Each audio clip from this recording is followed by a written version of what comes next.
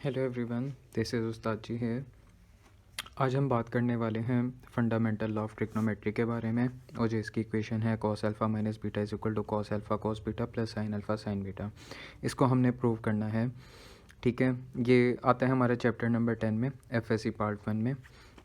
अच्छा, तो इसको प्रूव करने के लिए सबसे पहले हमें जो पता होना चाहिए वो हमें पता होना चाहिए सर्कल के बारे में। ठीक है, अब हमें पता है सर्कल है क्या चीज़।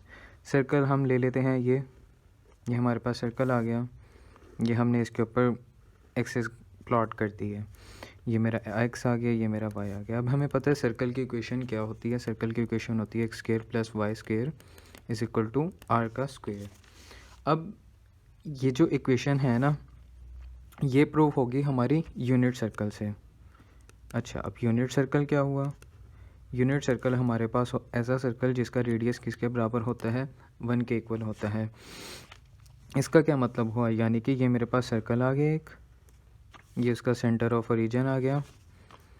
अब इस लाइन को मैंने किससे खींच दिया, उसके सर्कमफेरेंस से जाके मिला दिया सर्कल के, तो वो क्या हो गया, रेडियस हो गया। अब ये जो रेडियस है, ठीक है, जो कि यूनिट सर्कल में किसके बराबर होता है, इक्वल टू 1 के होता है। अब इसको उठा के अगर मैं इधर प्लॉट कर दूँ, इधर ले जाऊँ, इधर ले जाऊँ, कहीं भी ले जाऊँ सर्कल में, यानी कि इस पॉइंट को मैं इस पे यहाँ ले आऊँ, यहाँ ले आऊँ, यहाँ ले आऊँ या यहाँ ले आऊँ, तो ये क्या हो जाएगा, ये 1 के ही इक्वल रहेगा। ठीक है, ये एक ही सर्कल है, ये एक ही लाइन थी, ये एक रेडियस, इसको यहाँ ले आया, यहाँ ले आया, यहाँ ले आया और इधर ले आया, ये इक्वल टू 1 ही रहेगा आपका।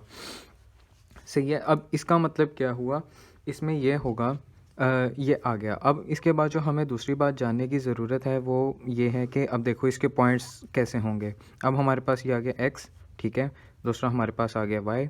अब हमें पता है कि हमारा एक्स बार ये हम पे हमारा आता है, वाई बार आता है।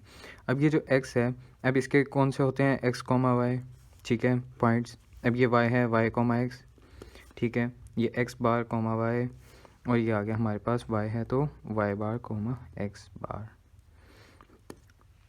ठीक हो गई बात। अब देखो, अब हमें अब ये जो हमारे पास यहाँ पे जो रेडियस था, इसी रेडियस को उठा के मैंने x एक्सिस पे प्लॉट कर दिया।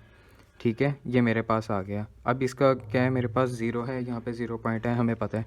अगर ये मेरा r इज़ इक्वल टू 1 है और ये प्लॉट किसके ऊपर है, x पे, तो मेरा x किसके बराबर हो सकता है, 1 के बराबर हो सकता है ना।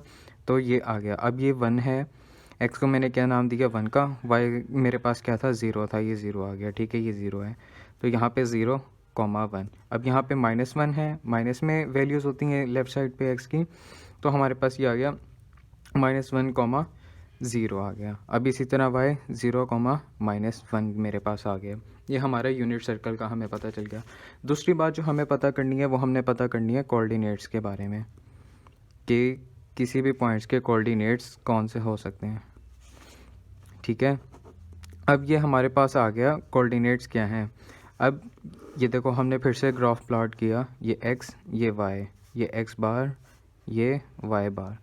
अब मैंने क्या किया, ये वाला क्वाड्रेंट लिया, इस क्वाड्रेंट पे एक मैंने पॉइंट बना दिया, उस पॉइंट को नाम दे दिया मैंने p। अब क्या हम बता सकते हैं कि इस पॉइंट, ये जो फॉल कर रहे हैं दो एक्सिस के दरमियान क्वाड्रेंट में, तो इस पॉइंट के कौन से एक्सिस होंगे, कौन से कोऑर्डिनेट्स होंगे। ठीक है, तो हमने कहा कि एक होगा इसका x, दूसरा होगा इसका y होगा। सही है, ये हमारे क्या हो गए, कोऑर्डिनेट्स हो गए। अगर मैं यहाँ पे कर दूँ इसको प्लॉट, तो हम कह सकते हैं कि हाँ जी भाई, इसका y होगा या x बार होगा, या आप इसको कह दो x बार कोमा y इसका होगा पॉइंट। ठीक है, ये हमारे पास आ गया, ये हमारे हो गए कोऑर्डिनेट्स हो गए हैं। अब हम जो प्रूव करना है हमने इस इक्वेशन को यूनिट सर्कल के थ्रू, तो हमने कैसे करना है। अच्छा, तो उसको प्रूव करने से पहले हमें एक चीज़ के बारे में और पता चलना चाहिए लाजमी, जो कि ये है कि अब देखो, अब मैंने यहाँ पे एक अपना ग्राफ बनाया है, ये मेरे पास x आ गया, ये मेरे पास y आ गया।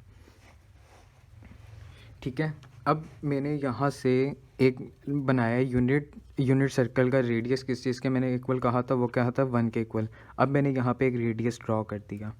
ठीक है, इस रेडियस को मैंने r का नाम दे दिया। अब इस परपेंडिकुलर मैंने एक लाइन ड्रॉ करी उसके पैरेलल। ठीक है, ये मेरे पास आ गई एक लाइन उसकी। अब यहाँ पे मुझे पता है ये मेरा बेस है। अब ये जो लाइन है, इस रेडियस, अब ये किन दो पॉइंट्स के, किन दो एक्सिस के दरमियान फॉल कर रहा है, एक x के और दूसरा y के। तो मैंने इसको p का नाम दिया और मैंने कहा एक x हो गया और दूसरा हो गया मेरे पास y।